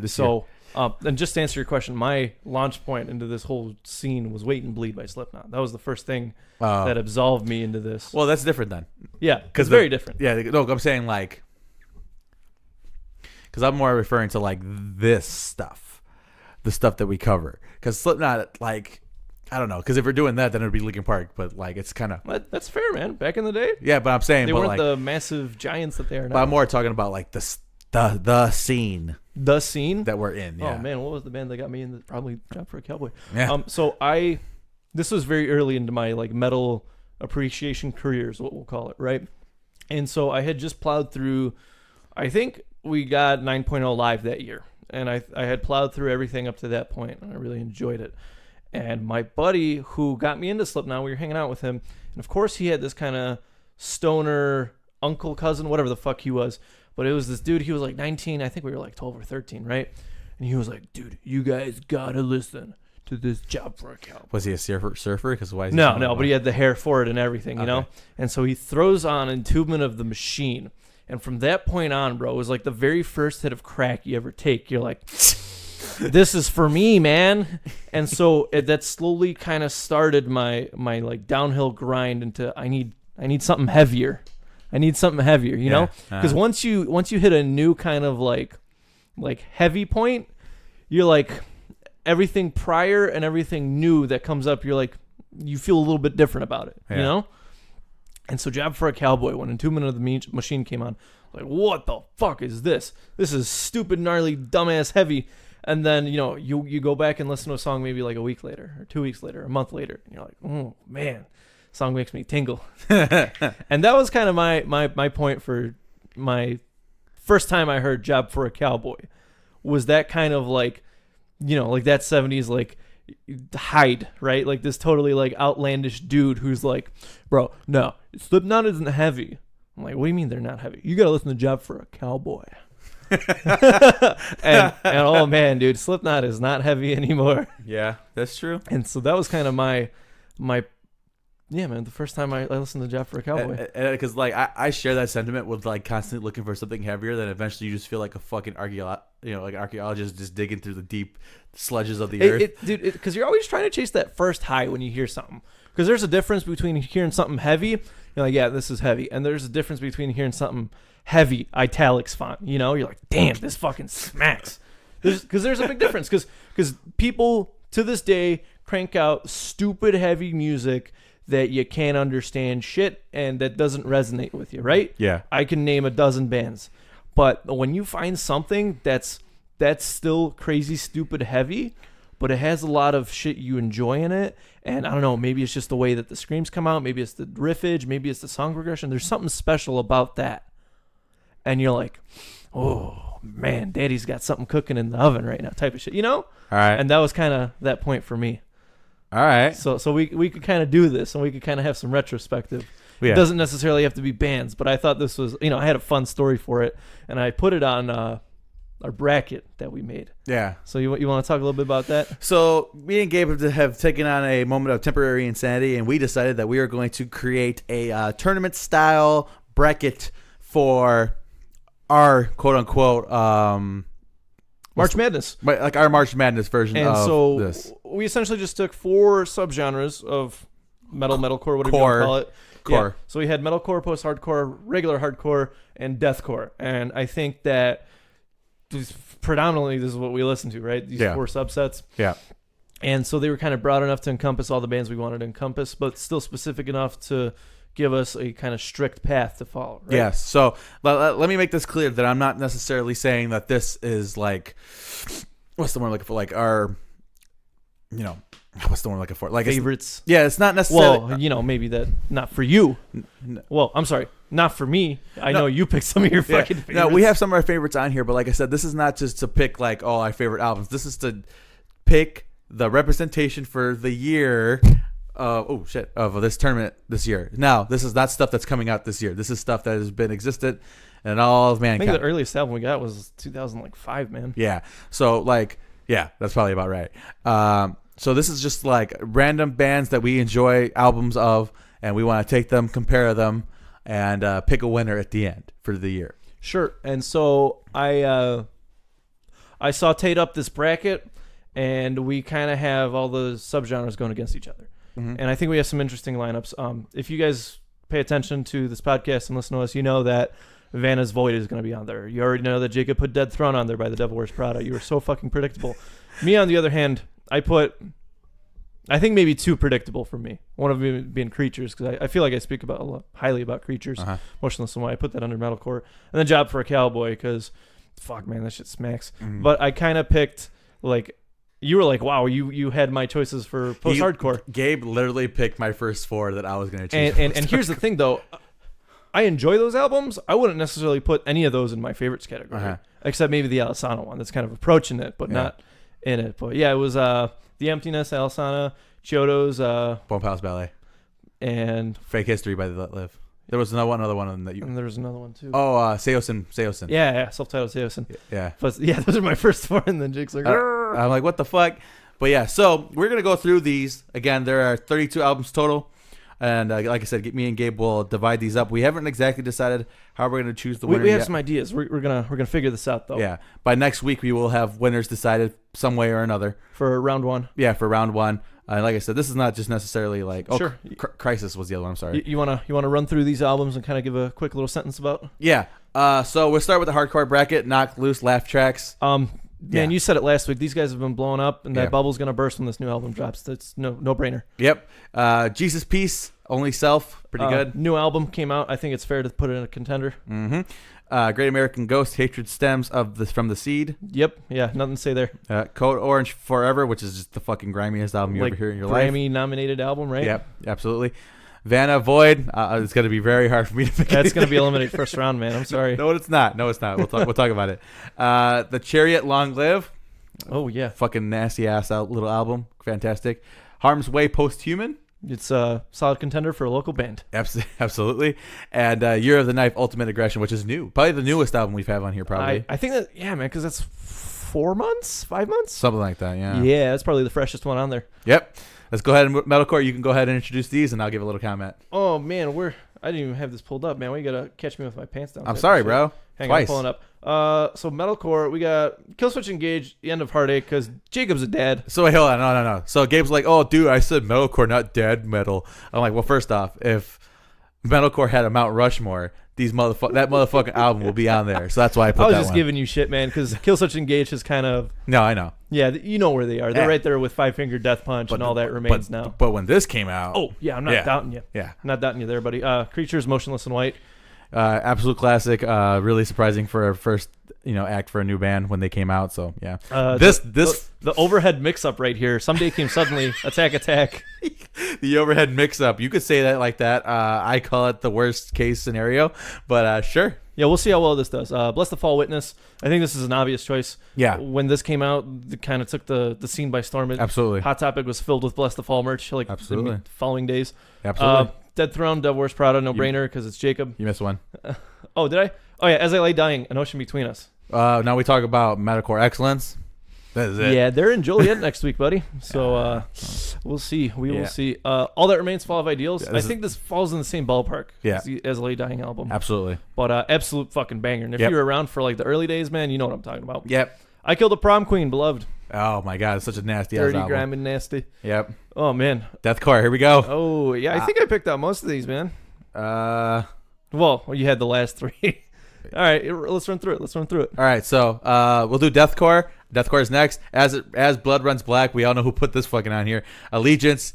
This is Gabe's. Yeah, man. Well, when you have guys like Speedy in the older, the way the band was originally was something very special, and it's devolved ever since. And you just haven't captured that lightning in a bottle that Allegiance was. Mm-hmm. It was the gold standard for deathcore when that shit dropped. Absolutely. Next up, Upon a Burning Body, Red, White, and Green. It was kind of hard for me to pick. It was hard. I know I wanted Upon a Burning Body in here. Yeah. And I was like, what kind of encapsulates this? And the first album with like Carlito's Way and stuff, I think was just a little too gritty.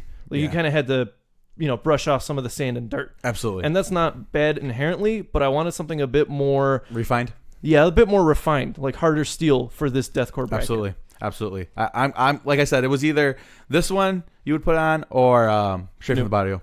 Yeah, I think that's fair. It would have to be. So next up, I would have put this on here had you not put it on there already. The Cleansing, Suicide Silence. No brainer. Just had the 10-year. Had to go on it, and Gabe just waxed poetic about Job for a Cowboy, Doom. I think if you re-listen to it, you'll know why I put it on there. Okay. They did some creative fucking shit. All right, we'll talk about it. This one, now Gabe originally put another album on here. Okay, so here's the thing. I like Hate, and I think I like Hate more than Holy War, even though Holy War is still a very proper album.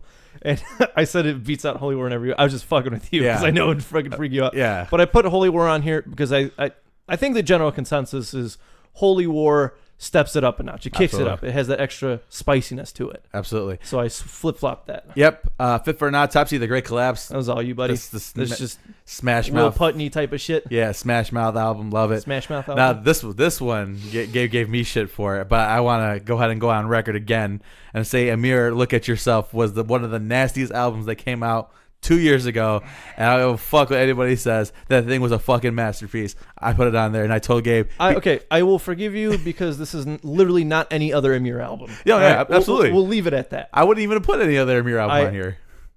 I think this is the only way you're weaseling out of this one, buddy, because I still didn't enjoy that album much. But it's better than everything they've done. Than wiping your boot with any other Amir album. No, you're absolutely right. But I don't give a fuck. That thing was. And then you put this last one on here. I did. What the fuck happened, Whitechapel? bro? Did you short circuit somewhere? No, Whitechapel, Mark of the Blade. I'm like, you can't have a deathcore break without Whitechapel.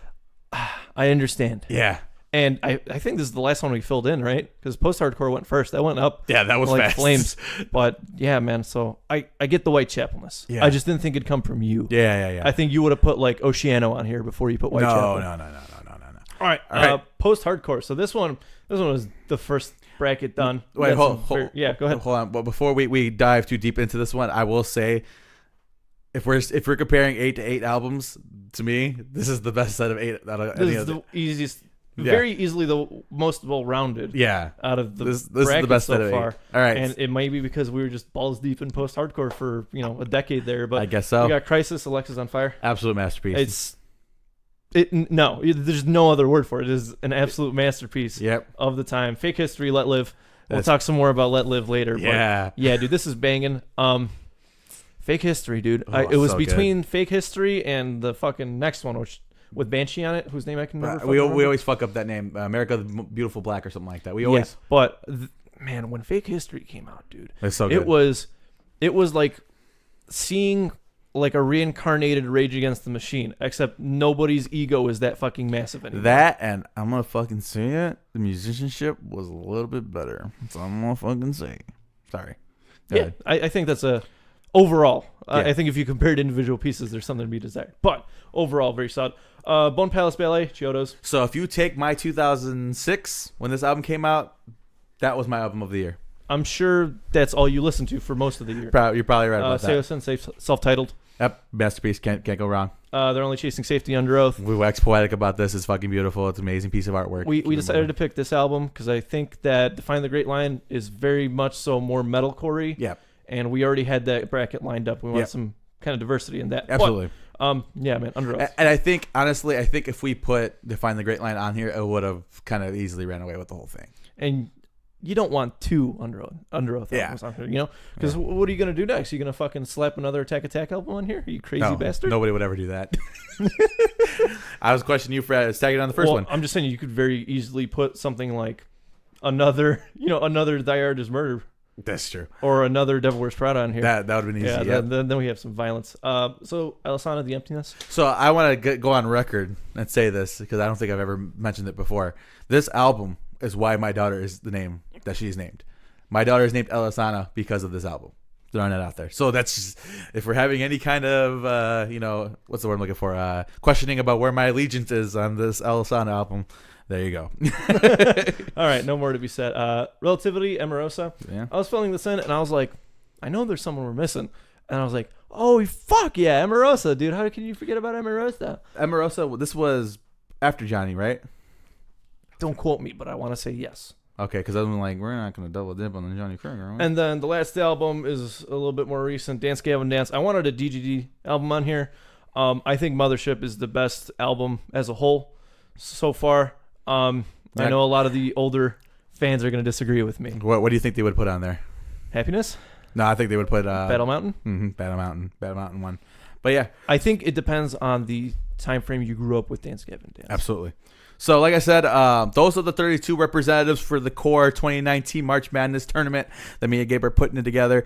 If you guys have, you have any input, you go ahead and email us or tweet us at Twitters, all that good stuff, and we'll talk about it. But like I said, next week we will have our first round of winners, and we'll probably maybe by next month, early next month, we'll probably have we'll get it figured out. Yeah, we'll have the next winner, the winner of the year, and next year we'll probably have a new set of 32 or whatever. All right, but until then, we got some music. Yeah, let's go ahead and get it moving. So, dude, we forgot to cover this for like 3 weeks now. Denzel Curry did a Rage Against the Machine cover, and it was was it Bulls on Parade? Killing in the Name of? Yep. Killing in the Name of. Okay, so no, Bulls on Parade. Bulls up, yeah. Bulls on Parade. I think. Hold on. Bulls on Parade. Okay, so for kind of those of you who are out of the loop, like Jacob, Denzel Curry was part of the XXL freshman class of 2016, kind of one of the incoming rappers, along with like Lil Yachty, Kodak, and those guys, right? And I sent this to you because this came up on my feed, and I was like, I like Denzel Curry. I like what he does. He has a very interesting flow to him. And I thought this was going to be a rap cover of Rage Against the Machine, because I think that's very easy to do, especially now when you have a lot of people covering whatever the fuck they want. It's a no-holds-barred tournament out there, right? Yeah. And so, first of all, it's a live band, and he's not rapping. He is full-blown hardcore mode, jumping up and down. Yeah. And I said, Jake, you need to watch this right the fuck now. Mm-hmm. Talk to me, because I already like Denzel Curry, and I feel like I'd be more biased than you would be in this situation. So, yeah, like, Gabe sent it to me. I'm like, all right, let me go home, and I'll give it a listen. I turned it on, plugged it in, and I'm like, man, first off, the instrumentation was great. They did a good job with that. And he fucking went for it, man. He went for it. The ball didn't break. He fucking took his bat out, swung, knocked it out of the fucking park with this one, bro. That curveball did not break enough. The guy went right down the center. I think Zach and Tom and all the other boys and would be very proud of what this cover is. And fuck, man, he just, like you said, dude, he nailed that shit. Yeah. It was ridiculous how well done it was. I mean, we don't know how I feel about Rage Against the Machine. I'll argue it was a better version than the original version, just because of the attitude. Because he's whiny to me. He fucking Zach De La Roja? Yeah, his vocals. They've always been whiny to me. I never liked them. But like this guy, he fucking has some fucking huevos in his voice. And he even did like the very like the stereotypical like down on your hanging out on your knees shit when the song starts, and he like jumped the fuck up when man. So I think it's very interesting to see this crossover. Yeah. And I've said it a lot in my years that rap and the metal community, hardcore community, there's a lot of common themes in there. Yeah. But I think it's more prevalent now than it has ever been before. Because like even now, I don't know if you caught it. He threw in some like fuck Donald Trump lines in there. Uh-huh. And I was like, yeah, this definitely wasn't in the OG song. Yeah. But he threw his own twist on it. He nailed the performance. And dude, it's kind of like, why are you not in a hardcore band right now? Definitely. Now, like you said, there's a lot of crossover between the two. I think people fail to recognize the crossover between rap and hardcore. It's because it's on the surface, it's very polarizing. Yeah, even the communities. They're so far of opposite on the spectrum that they meet up on the other side. Yeah, like a Mobius loop or some shit, right? Yeah. So I love it, man. He did a great job. Like you said, I would not mind him. Like taking Jesus' piece out, like you guys come with me for a little bit and fucking. If I didn't know it was Denzel Curry, I'd be like, dude, I missed the Chariot. It's nice to see this dude still active. You know what I'm talking about? Yeah. But there's something genuinely special about that. Yeah. Because you could tell that this dude gives a shit about either Rage Against the Machine, the political message, or the community, or maybe all three. Mm-hmm. 2, you could tell that he's been doing this long enough because the streams were pretty fucking good. They were gnarly, man. They weren't like frying out at the end like you'd expect. Yeah. And 3, like, dude, the energy was there. Mm-hmm. And it's weird because if you listen to Denzel Curry, he has a lot of songs that he goes in on, but for the most part, it's a very like laid back kind of rap. Yeah. But then you see this, and you're like, holy shit, where do you store all this fucking energy? Like where does it go? And I told Gabe, I'm like, man, it would be ridiculous for him to go not bring a live band with him everywhere he goes now. Like, how do you not feel that energy and be like, yeah, we got to do this from here on out? Granted, the Denzel Curry persona is magnitudes bigger than what this hardcore band would probably be. Mm-hmm. But I don't think it would be a bad idea. I think it'd be a very fucking great idea to crank out a hardcore album. Yeah. Or even coming on a feature or two, man. Like, Jason Butler and we'll talk about him in a second. Oh, yeah. Like Jason Butler would be like, fuck yeah, dude, let's go. Yeah, absolutely. But it was phenomenal. That's all I got to say about it. Absolutely. So you haven't seen it yet? I mean, I'm sure you have because the internet kind of exploded with it. Check that shit out because the guy did a great job. Musically, it was great. Yeah, he took it, made it his own thing. Need that hardcore album, man. Need that hardcore album. Yeah. I think, and that's kind of the sentiments I saw last year, and everybody's like, whoa, that was fucking weird. Because it came out of left field, man. Yeah. It was, I think I wouldn't have expected him, man. I would have expected, like, probably a bunch of other people to come forth beforehand. Yeah. You could have probably talked me into, Toby Keith's a hardcore fan. I would have probably been like, give me a couple beers and been like, all right. But Denzel Curry was just so fucking left field. Yep. All right, I got a little update on Slipknot for you. All right. So they're back on tour, right? And they're doing a headlining tour for their album, and I think they're opening up for Metallica's world tour right now. They're doing Metallica in New Zealand. Within New Zealand, there's like so six, I think seven that's stops. cool, right? Yeah. We kind of saw this band grow up from nothing. Yep. Not going to get too sentimental on it. What I thought was really cool, though, if you buy a ticket to their headlining tour, you get a free digital copy of their new album when it comes out. That's very cool. And granted, this is a band that could very much afford to do that. I just feel like it's a lot of giving back to the community.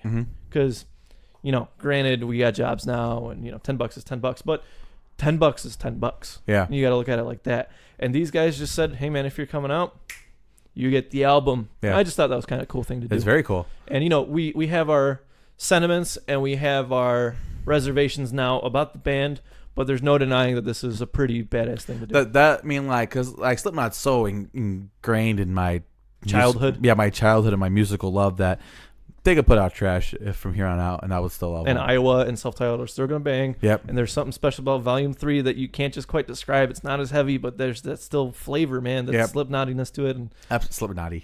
I like that. But yeah, I don't know if we talked about who they're going on tour with. They're on tour with Gojira and Behemoth. That's this summer. There's one other band in there that's slipping my mind right now. I couldn't tell you. Volbeat. That's what it was. Yeah, Volbeat. Yeah. All those bands are old. Yeah. Old. I love Gojira. I think that they're very grossly, disgustingly underrated, and they don't get enough praise. Fair enough. If you need a starting point, the last album, man, that thing is grimy. Yeah. It is like, man, it's like almost genty, but it's not quite genty. Genty, he says. It's like, it has the attitude of gentiness, but it doesn't have the brr, brr, brr, Yeah. You got to listen to it to understand Okay. what I'm talking about. And I've been a fan of Gojira since Vacuity came out in like 04. Okay. Volbeat, I mean, they've been up there for a while, man. They've just been kind of floating, coasting. Hanging out. Yep. Yeah, and then Nice cruising altitude. Yeah, nice cruising altitude. Who's the other band? Behemoth. Behemoth. They're Polish? Yes. I think that's super interesting. I think that's why you like them. No, it's not why I like them. Behemoth musically, they got maybe like a song or two I enjoy. I just think that Nurgle, the frontman, we've talked about him. He's I think he's a very interesting person. I'm going to leave it at that. You could do your own research, but he has solid points on a lot of his beliefs and stuff. And like him or not, you got to give him credit. They put a lot of work for the presentation of the band. Yeah, because it can't be. I was thinking about this about Motionless in White. Imagine how many Warped Tours they've been on. What, like 6 probably? Yeah. 6, maybe 7. Mm-hmm. Chris Motionless and all the other guys came out, caked up, full makeup, full leather, and did it for 7 years. Fuck that. For however many days, 100 days in the summer. That's gnarly, bro. Yeah. Really, Batman really seals in the flavor. Yeah. That rubber bat suit. But yeah, you got to give credit where it's due. And I don't know, I just kind of want to bring that up. I thought it was cool. Excellent. Because like I said, these dudes would be peddling you their CD 20 years ago. And now here it is for free. Yeah, it's very cool. Take it and leave. Excellent. So, in the middle of the week, me and Gabe decided that we were going to do a 13-song set list. Oh, 13. I think you said 15. That's fine. No, yeah, that's fine. Yeah, that's fine. You can do whatever you want. Because I told Gabe, let me talk about whoever. It's a Jason Butler 13-song set list because he's got 3 bands. Yeah. He's got 3. And a 4th one underway. Yeah. He's got 3 bands. So I figured 13 would be a little bit of a stretch, and I told Gabe earlier in the week I could do 13 songs for Just Let Live alone. So I think to kind of balance out the amount of bangers this man has, we'll give him a little bit more. So you want to go first, or you want me to go first? I'm kind of curious about where you're going to stand with all this. I'll go first, and I think it's kind of obvious. We've spoken about all these bands and how they compare. I'm most intrigued with Pressure Cracks, just because this man was made for hardcore music. There's no way around it, man. Like, he did well in post-hardcore, and he's doing fine in this politicore with Fever. But there's something special about the delivery and the brutality of Pressure Cracks. Okay? And so I'm going to come out swinging with Banshee. Because, I mean, Let Live is at the top of the food chain right now just because they have so much. Yeah. And I feel like if you had Pressure Cracks, you know, six albums, right? 6 albums? I think this would be a little bit of a different story. But Let Live is just so, like you said earlier, man, it's so ingrained in our youth and what we grew up with, and it was like epitome of Warped Tour in 2011. That was that shit right? was fucking when Fake nuts. History came out. Yeah, whole different fucking That shit ambiance. So we're gonna open up with Banshee because that is like one of the defining Let Live songs, and I love that shit. It's so grimy. I got kind of a mix up on these Let Live songs for you because I think you and me we enjoy different aspects of it. I got Mother next, also a banger. Okay. That Fear Fever, I love that song. That Fear Okay. Fever is a banger. Renegade 86, phenomenal track. A week ago, Okay. all right. I was listening to that on the way here, man. It's so interesting. It's almost like a folk song, you know, like a camp song with the way it progresses. Yeah. Listen to it again, you'll hear it. Okay. After that, we got a Copper Colored Quiet. I really enjoy that song. And then we're gonna transition into the next band, which is Fever. We're gonna open up with Coming In. We're coming in, motherfucker. You know, I think it's a good segue. Burn It, Made in America, Walking in My Shoes, and then that's where we're gonna leave Fever. And we're gonna transition into Pressure Cracks. You said we're doing 13, right? Yep. So we're gonna do Be a Wolf, Stay Inside, Stay Alive, and then 13 is gonna be Wide Eyed with the Ghost Inside because you didn't give me any restrictions. You're cheating. All right. I mean, I got 2 more if you want me to No, replace, no, but it's fine. you said Jason Butler, and Yeah. that's Jason Butler. I guess. So, so you kind of laid your stuff out. I kind of mixed them. I kind of put them all in a bag and mixed them together. That's So, opening up with Banshee. So that's what we had in common. Very cool. All right. Because you already kind of talked about it. Next up, the pros of cons. It's fucking that opening of that song is just fucking hype. That's mosh pit inducing right there by itself. Next up is the Fevers. We're coming in. Yep. Just because I think it's good to have an early part of the set. Next up, the 6.8 billion. Fucking sick song. I love it. I get it. It's a great song. It's probably one of the premier Let Live songs to me. Next up, Renegade 86, still on Let Live. Fantastic. Now we got a trio of Fever with Burn It, Made in America, Hunting Season. Then I slide back to Let Live with I've Learned to Love Myself kind of in the middle to kind of break it up. Interesting placement, yeah. Yeah, kind of break it up a little bit because next up we come out swinging with Colleges and Collagen. That's such a hard. I got that next. Be a Wolf, Younger, which you didn't put on. I'm actually kind of shocked by that. And closing out with Mother because I think it's the perfect closing song. Yeah, man. So There's a lot of talent in this man. Yep. And, you know, kind of in the vein of the skater era, what will he do next? Yeah. Whatever the fuck he wants. Yeah. But yeah, so that's the 13 song set list. I enjoyed this one. I listened to this one multiple times. Yeah. Yeah, like it's you got some freedom of range here, man. You definitely do. and it wasn't even so much like what to put on, it's where. The where was like the important part for me here because I think, like I said, you said it like the first 7 or 8 came like naturally to you. Yeah. It wasn't what, it was where we're gonna put it because like I said, the whole point of doing this is so you guys can like make the set list or follow it and listen to yourself. Kind of maybe piece it together in your head. Yeah, piece it together in your So head. I feel like it's very easy with bands we've seen live. Yeah. We talked about that with Great American Ghost, how it was kind of, for me, it was a little bit difficult because I've never You got seen 2 albums. Yeah, You know, and- I haven't seen them live either, but Yeah. you kind of know. Yeah. You kind of know, and then you got your wish list. Yeah, I feel like absolutely. that's how it goes. So this was probably the favorite one that we've done so Very far cool, because very I cool. had a lot of fun with this one. But yeah, man, so it's your choice, buddy. You can go ahead and please don't say Cage the Elephant again. I might cry. No, we're not gonna do Cage the Elephant. I was genuinely kind of surprised you didn't like him. I thought you'd kind of like the whole Motown Western thing, but oh well, so much for that. Off the top of my head, who can we do? Let's do Alexis on Fire. Okay. Yeah, There you go. Crisis, front to back. How many songs? How many songs is 10. Crisis? Crisis is. I want to say it's 12. 12 songs maybe. Let's look it up. Actually, I'm curious now. Let me pull it 'Cause up. if it's 10, then we might as well just skip.